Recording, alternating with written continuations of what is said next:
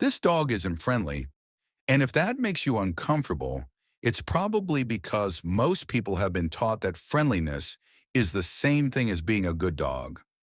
We're told that a good dog is outgoing, approachable, eager to greet strangers, happy to be touched by anyone who shows interest. And when a dog doesn't do that, when he stays neutral, distant, or uninterested, people assume something is wrong. But for this dog, friendliness isn't the goal. Stability is. A livestock guardian dog wasn't bred to be social in the way most people expect. He wasn't created to make people feel welcome, to seek approval, or to form quick bonds with strangers. He was created to stay calm in unpredictable environments, to assess situations without emotional bias, and to remain steady when everything around him changes. And that kind of stability often looks like neutrality, not friendliness. You'll notice he doesn't rush over to new people. He doesn't get excited when someone approaches. He doesn't wag endlessly or demand attention. To a lot of people, that reads as cold, unfriendly, or aloof. But what you're actually seeing is emotional control. A friendly dog reacts. A stable dog evaluates. When these dogs were developed, their job wasn't to interact with humans. It was to remain with livestock, often in open terrain, often overnight, often with no one around to guide them. That required a dog that could exist calmly in the presence of unfamiliar sights, sounds, and beings without immediately engaging with them. A dog that greeted everything with excitement would be distracted. A dog that sought interaction would drift away from the animals. A dog that craved approval would hesitate in moments that required independent judgment. Neutrality wasn't just preferred, it was necessary. A guardian dog that treats every stranger as a friend is often a liability. Friendliness lowers boundaries. It blurs lines. It invites unpredictability. And unpredictability is dangerous when your job is to maintain order in an environment that doesn't pause for you. That's why this dog doesn't behave the way most pet owners expect. He doesn't assume people are important by default. He doesn't assume interaction is required. He doesn't assume friendliness is safe. Instead, he watches. You'll see him standing still while others move around. You'll see him lying down instead of pacing. You'll see him ignore things that look interesting but don't matter. That's not disinterest. That's discernment. A calm, neutral dog is constantly sorting information. What belongs here? What doesn't? What's normal? What's new? What requires attention? And what can be ignored? That filtering process is what allows him to stay composed under pressure. And composure is the foundation of reliability. People often confuse friendliness with confidence, but they're not the same thing. A dog that needs to greet everyone is often seeking reassurance. A dog that remains neutral is usually already secure. He doesn't need validation. He doesn't need engagement to feel comfortable.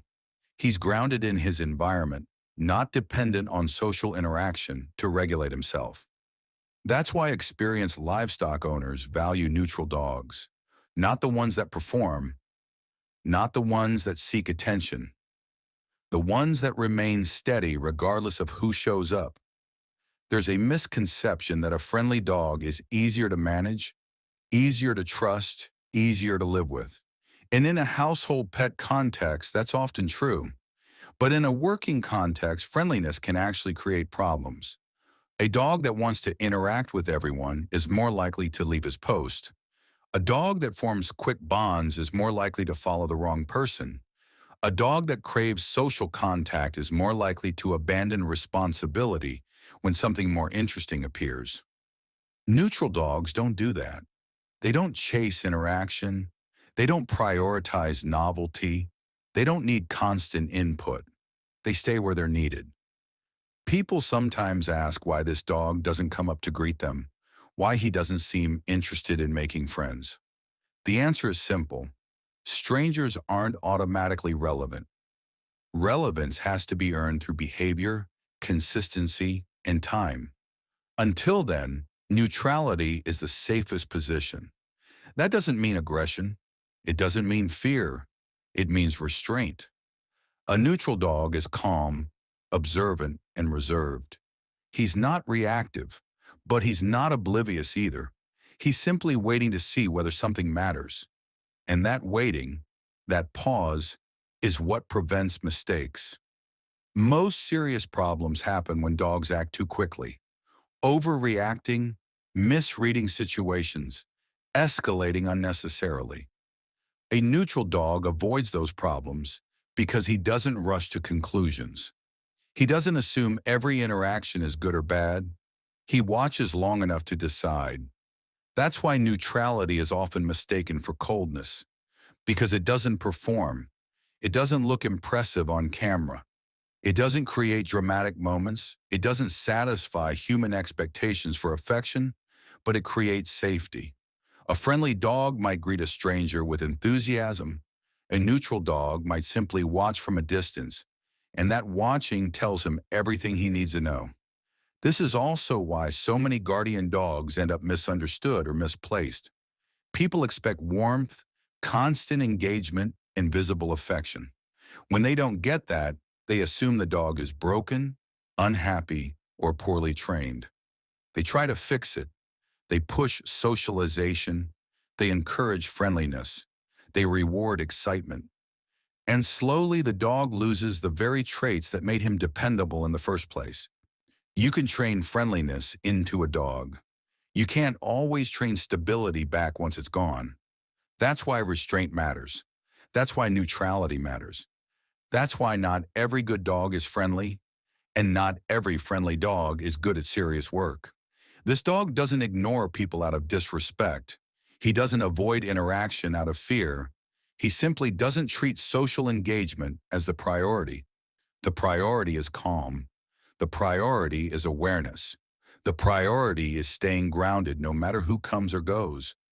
Once you understand that, everything changes. You stop expecting friendliness as proof of goodness. You stop reading neutrality as rejection. You start seeing it as discipline, emotional discipline, which is far harder to cultivate than excitement or affection. A friendly dog makes people feel comfortable. A neutral dog keeps things safe.